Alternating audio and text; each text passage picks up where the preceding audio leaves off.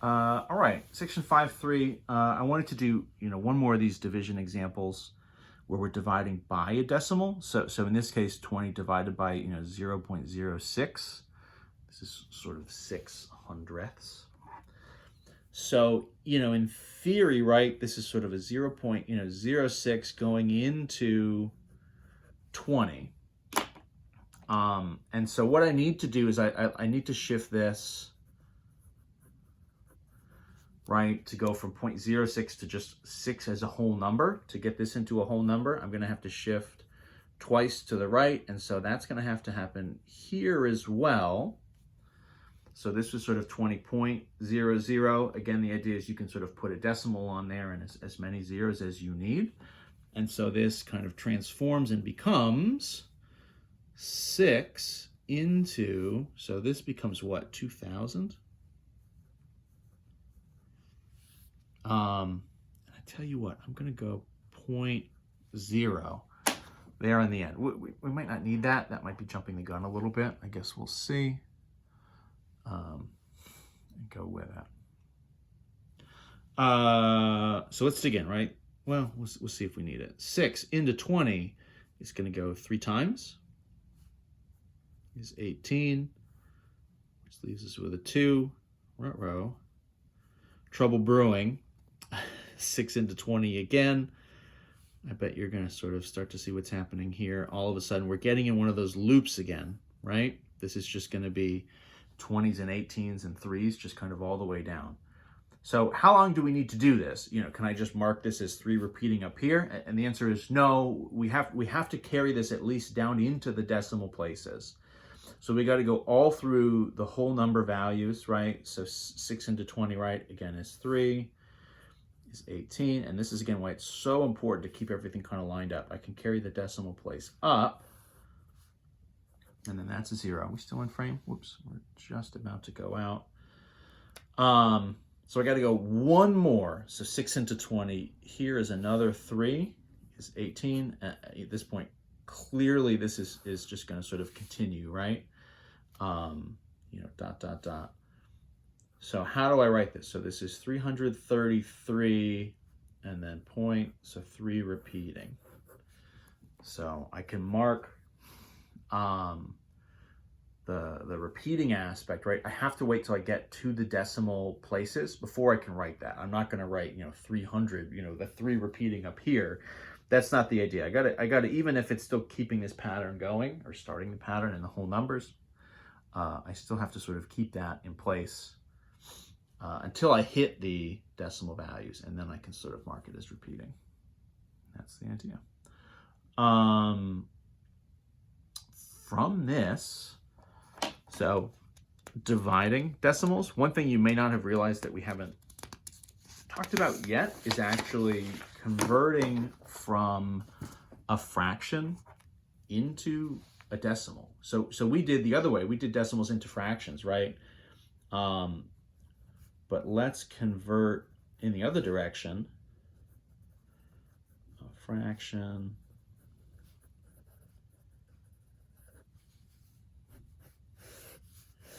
into a decimal. Why did we save this? Why didn't we do this back in 5.1? Effectively, it's just long division. It's this fraction division. So the tool we just did, right, the process we just went through, that's kind of really what we need. Effectively, it's long division. So for example, right, let's take something like 7/8, right? So let's convert this into a decimal. Well, so what does this mean? This 7/8 as a fraction really kind of means 7 divided by 8, right? Which then means for us 8 going into 7. Now I know just by the size of numbers and kind of by definition, I know 8's not going to go into there. So I'm going to have to start writing this as 7 point. Maybe let's throw 2 decimal places on there. If we need more, we can always add more after that. So 8 going into 7, I know just right off the bat, because 7 is smaller than 8, it's not going to go into the whole numbers at all, right? So this would be sort of a 0 here. I really need to bump it up to 70. 8 into 70 would go 8 times, right? Would be 64. So all I'm doing to sort of do this conversion is, turning it from a fraction form into a division form into a long division. And then in a long division, I have to sort of transform it into a decimal version of long division. Obviously, if I did something like 16 divided by 8 is 2, is a whole number, is not a fraction, right? It's not a decimal. So in that case, it's just sort of regular division, and we're probably not even thinking of it in the same way. But, something like a 7/8, right? Something where it's obviously a classic fraction, a proper fraction where it's a smaller number over a larger number, will become a decimal that's less than 1. So the long division is going to sort of start out with something like this. But now that we've kind of been through decimal long division, it really is just more of that. It's not really anything fancier than that. So sorry for that pause. Let's keep this going. 8 comes down, right? So 0 comes down. So this is 60. 8 into 60 would go what? 7 times is 56. 56. So that's not hitting it evenly. So I'm going to need at least one more 0 here. Let's carry this down. So now this is a 40. That'll be enough, right? Because 8 goes into 40 evenly 5 times. And that would be a wrap on the division. So 7/8, right? 7/8, the fraction, is equal to 0.875 as a decimal. So it's a decimal that ends. It goes, 3 places steep. So the 875, where are we now? Tens, hundreds, thousandths. 875 thousandths. And that's what we're left with. We can do, let's do a few. -4/9, sure. Positives, negatives, kind of whatever. The negative won't have an impact. Negative won't affect the setup. It just means our final answer needs to be negative, right?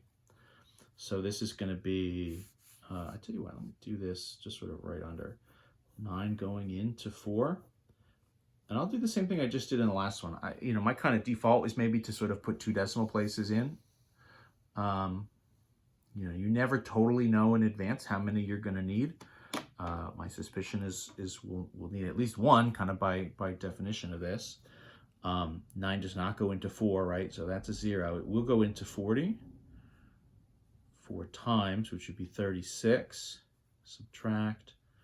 Oh, and that's a 4. Look at that. Looks like this is going to be 9 into 40 again. 4 times is 36. It's going to leave me with a 4. This is going to be another repeater, right? This is going to be 4s, just sort of continuing on and on and on. So what does that mean for us? So -4/9 is going to be, as a decimal, right, -0.4 repeating, right? So 0.444444444. Just all the 4s in the world, right? Just sort of going forever. So we use the notation, right? We use the bar notation to indicate that it's a repeating value rather than have to write these 4s or round it, right? The idea here is not to round it. Again, this is where sort of calculators have a limitation, right? Because they're going to give you some sort of a rounded answer. They might put a bunch of 4s there, but they're not necessarily, most scientific calculators I haven't seen sort of have this. I don't know if I've ever seen a scientific calculator that has this notation where you would be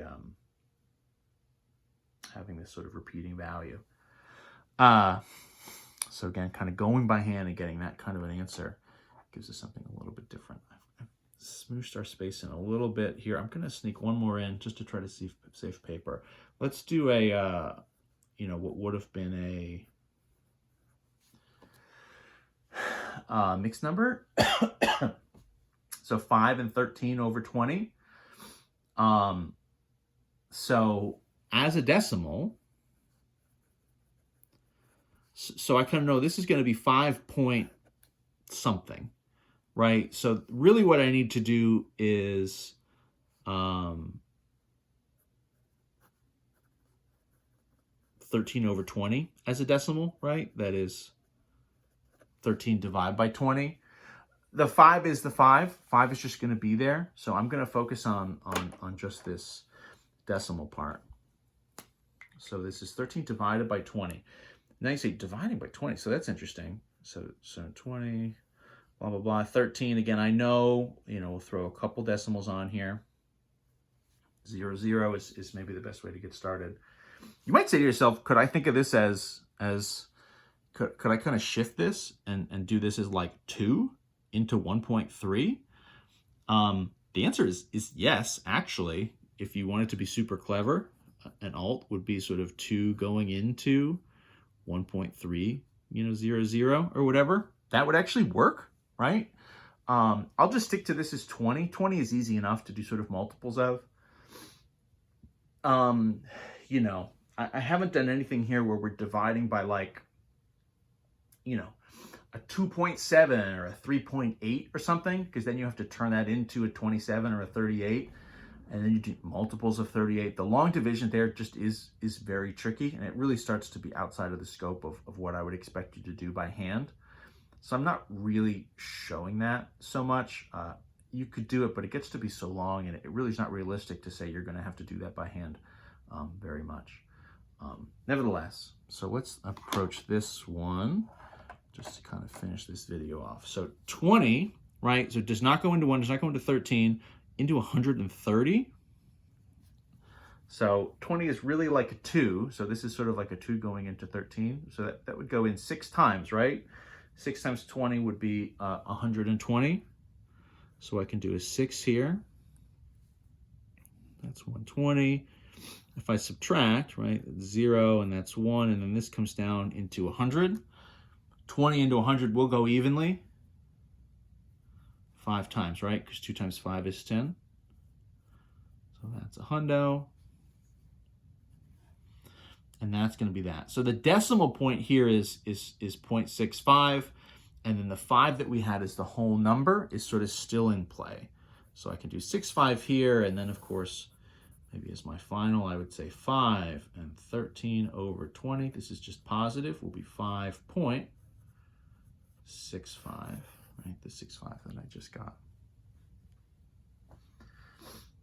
And that's the setup. So, you'll see repeating stuff. You'll see stuff that ends.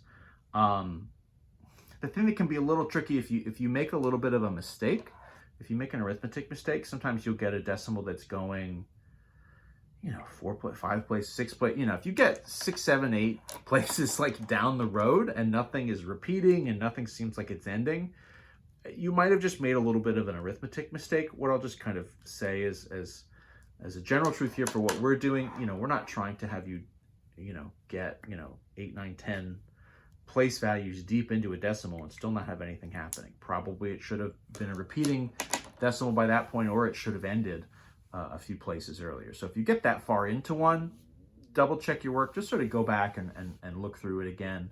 Look to see if you've made any kind of a mistake somewhere. That seems more likely to me than that we'd have a question in the book that is sort of going that far, or from a quiz or a test. So just a little bit of a heads up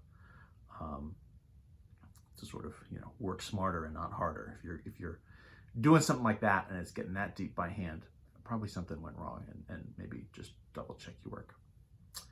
Otherwise, guys, that's the end of section 5.3. So multiplying, dividing, and kind of converting from fractions into decimals. So there we go.